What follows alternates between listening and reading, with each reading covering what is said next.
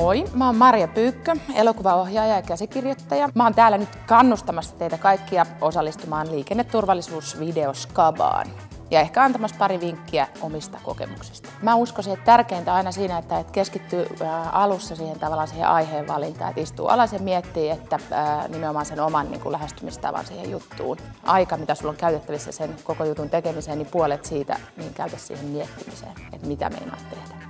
Se, että kun käsittelee liikenneturvallisuutta, niin varmaan on haastavinta koittaa miettiä sitä lähestymistapaa niin, että se ei ole sillä tavalla, että ja auto ajoi seinään. Ehkä positiivisia lähestymistapoja sen turvallisuusteeman välittämiseen, että mitä se turvallisuus on itselle ja mitä kautta, että onko se esimerkiksi näyttämällä joku asia, minkä haluat pitää turvassa, tai joku asia, mitä et halua menettää. Tavallaan se, ettei lähde haikailemaan myöskään jotain ihmeellisiä kamera-ajoja tai räjähdyksiä, jos kerran tämä ei ole se skaba, jossa se on nyt tärkein. Eli näissä elokuva- ja videohommissa se oma pää on kuitenkin kaikkein tärkein työväline ja se on kyllä hyvä suojata liikenteessäkin. Et käytä ihmeessä kypärää, niin pysyy kelat tallessa. Tsemppiä kisaan kaikille ja luota itseesi.